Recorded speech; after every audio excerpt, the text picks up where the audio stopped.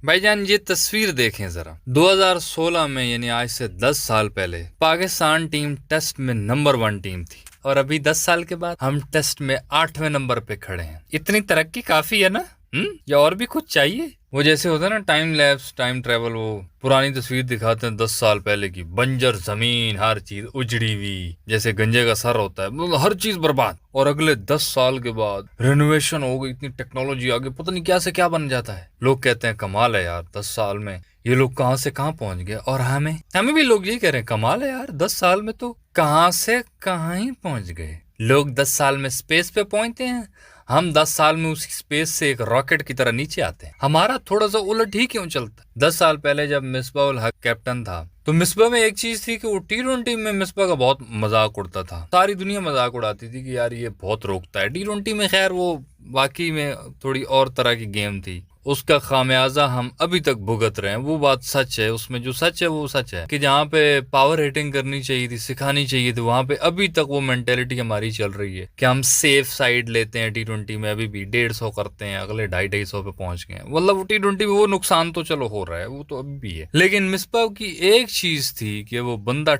Test में इतना बड़ा लेजेंड था, कोई उसके सामने बोल नहीं सकता था, कोई उसका मजाक उड़ाने की जुर्रत भी नहीं रखता था। ये जो आज बांग्लादेश के प्लेयर्स मजाक उड़ा रहे हैं हमारे लड़कों का, इसकी पीछे वजह है उनका कॉन्फिडेंस है। ये कॉन्फिडेंस शाहिद अफरीदी के टाइम पे तो नहीं है। शाहिद अफरीदी तो बहुत मारता था भाई, उनको पता था कि जब ये चलेंगे ना ये दफन कर देंगे भाई। कोई भी टीम इस तरह मजाक नहीं उड़ा सकती थी। मिसबा का ये था कि चलो T20 में उस तरह से नहीं खेलता था, लेकिन टेस्ट में तो वो लेजेंड था, इसमें कोई शक नहीं। उसने नंबर 1 बनाया। वो एक चीज का तो माहिर था ना, मिसबा का नाम आते ही जहन में पता चलता है कि हाँ टेस्ट में भाई उसका जवाब नहीं। टेस्ट में उसने वाकई पाकिस्तान टीम को कहां से कहां पहुंचाया, उसमें कोई डाउट नहीं। और हमारे अभी के ये लोग किस चीज में प्रोफेशनल हैं? ये लोग न T20 के, न वनडे के, न टेस्ट के, ये लोग कौन हैं? यही वजह है कि इनका मजाक उड़ाया जाता है, क्योंकि प्लेयर्स को पता है, बांग्लादेश प्लेयर्स को पता था कि बेशक मजाक उड़ा लेंगे, इन्होंने क्या ही कर लेना है। जब पता हो ना बंदे को अगले के लेवल का, कोई बड़ा आदमी आए ना तो हर कोई उससे संभल के बात करे, sir sir sir sir sir please sir, बैठे सर, चाय सर, पानी सर। और कोई गरीब आदमी आए तो पता कैसे बोलते, ए ढीले,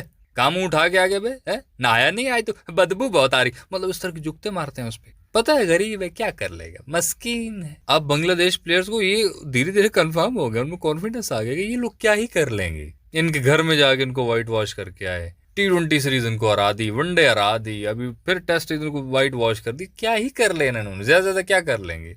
इनको गुस्सा आ भी गया तो 40 रन कर देंगे, 50 कर देंगे, 60, बस 70 कर देंगे, बस। मैच विनर्स नहीं है ये लोग, वो रन्स कर लेते हैं। हमारा पता नहीं मसला ये है कि हमारे प्लेयर जब सेट हो जाते हैं ना तो फिर आउट होते हैं। दुनिया में ऐसा होता है कि जो बड़े प्लेयर होते हैं वो पिच पे जब आते हैं तो उनको सेट होने में टाइम लगता है, या तो वो शुरू में आउट हो जाते हैं, लेकिन अगर एक दफा उनको पिच की समझ आ गई, वो 30-40 रन कर गए, उसके बाद आप उनसे पंगा नहीं ले सकते, वो मैच निकलवा के जाते हैं। और हमारे शुरू में आते हैं, बहुत अच्छा खेल रहे होते हैं, 30-40 इतना बेहतरीन बनाते हैं, जब बंदा सेटिस्फाई हो जाता है कि हाँ अभी ये सेट हो गया, और फिर वो आउट होके चले जाते हैं। सेट हो गया आउट, कौन सी मखलूक हो यार, सेट हो गए कौन आउट होता है। 8वें नंबर पे हम लोग खड़े हुए हैं। शान जो इस वक्त हमारा टेस्ट का कैप्टन है, शान मसूद साहब, वो 3 साल हो गए उसको कैप्टेंसी करते हुए। 16 में से तकरीबन 12 टेस्ट मैचेस वो हार चुके हैं सर। 10 साल पहले ये होता था कि चलो यार यूनुस खान है, मिसबा है, उनका एक वो ब्रांड था ना कि टेस्ट में भाई ये खड़े हो गए, सारी दुनिया को पता होता था, ऑस्ट्रेलिया तक को पता होता था। ऑस्ट्रेलिया को भी याद है, मारा था मिसबा ने भी। बाकी जो थे ना यूनुस खान, मतलब उनका डर होता था कि यार ये खड़ा हो गया ना, ये 2 दिन हमारी पिद्दी लगवा देगा, ये इधर खड़ा ही रहेगा टेस्ट में। इतना वो रोप था कि अगर किसी एक फॉर्मेट में बंदा खेल रहा है, जैसे यूनुस खान टेस्ट खेलता था, तो पता था भाई ये टेस्ट खेलता है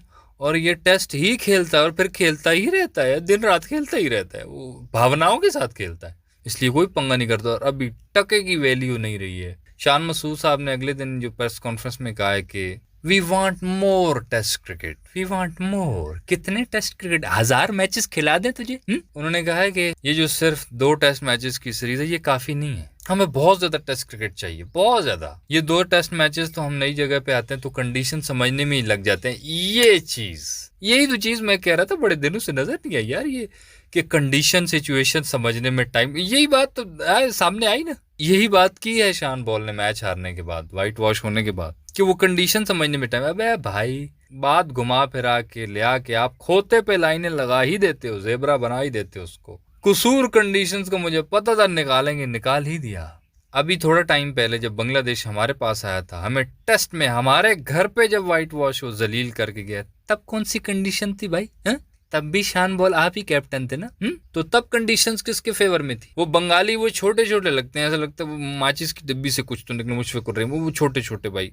वो आगे तुम्हें कूट काट के चले गए, वो इतने अच्छे खेल गए। आपकी उम्र 36 हो गई, इससे ऊपर अभी और बड़ा होना है? ये तो वही बात है कि भाई बड़े होके क्या बनेंगे, कि अगर अभी भी आप नहीं सीखे हैं तो फिर बता दें बड़े होके क्या बनेंगे। इससे और कितना बड़ा होना है भाई? 36 के हो चुके हो, 2-4 साल क्रिकेट रह गई है, फिर कुछ साल कोई थोड़े बहुत रह गए हैं जिंदगी में, मतलब थोड़े बहुत कबर के वो सारी चीज वो अलग बात निकल जाएगी यार। हमारे घर में वो हमें मार के चले गए, तब तो आपको कंडीशन का फायदा होना चाहिए ना। 36 साल आपकी एज है, आपने यहाँ पे खेला है सारी जिंदगी, तो वो किस चीज का फायदा उठा के चले गए जो अभी आप उधर जाके वही बहाने दे रहे हो कंडीशन। बहरहाल यार पता नहीं, अब ये सिस्टम का मसला है, ये प्लेयर्स का मसला है, कुछ समझ में नहीं आती। एक चीज तो ये है कि जब कोई अच्छा प्लेयर आए तो हमारे पास टिकता नहीं है या वो खराब हो जाता है। बाबर आजम शुरू में आता बहुत अच्छा था, अभी वो वही 30-40-50-60 वही बना रहा है, वो मैच विनिंग वाली उसमें वो चीज ही नहीं रही है ऐसा लगता है। एक मोहम्मद आमिर था, उसका आपको पता चल ही गया होगा, वो ब्रिटिश पासपोर्ट लेके वो चला ही गया, वो आईपीएल के चक्करों में पड़ गया। अब सारे लोग उसको गालियां दे रहे हैं, आईपीएल में जाने की कोशिश कर रहा है। ओ भाई वो पूरे सिस्टम को बताया गया कि पूरा सिस्टम फेल है। लोग कहते हैं कि उसमें नखरा था। ओ भाई जिसमें टैलेंट होता है ना और जिसको पता होता है कि मैं कुछ कर सकता हूँ, उसमें नखरा खुद ब खुद आ जाता है। वो मैनेजमेंट का काम होता है उसको कैसे डील करना है, उसको कैसे एक्स्ट्रा उसको वो चीज सब कुछ देनी है जो उसकी डिमांड है। क्यों? क्योंकि वो काम करके दे रहा है। अगर सबको खोतो घोड़ों के साथ इकट्ठे चलाओगे,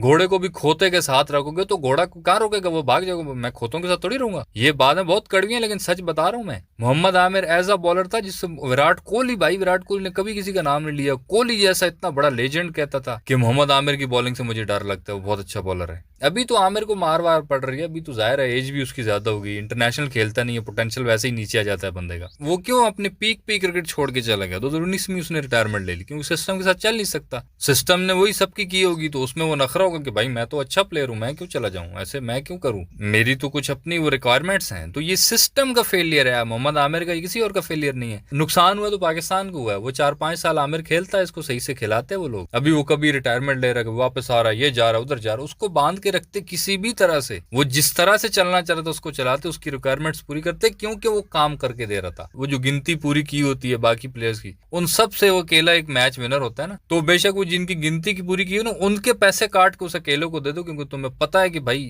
ये बंदा जो है ना, ये जालिम चीज हमारे हाथ लगी है, ये हीरा हाथ लगा, इसको जाने नहीं देना। बहरहाल काम के बंदे हमारे पास टिकते नहीं है, सीधी सी बात है।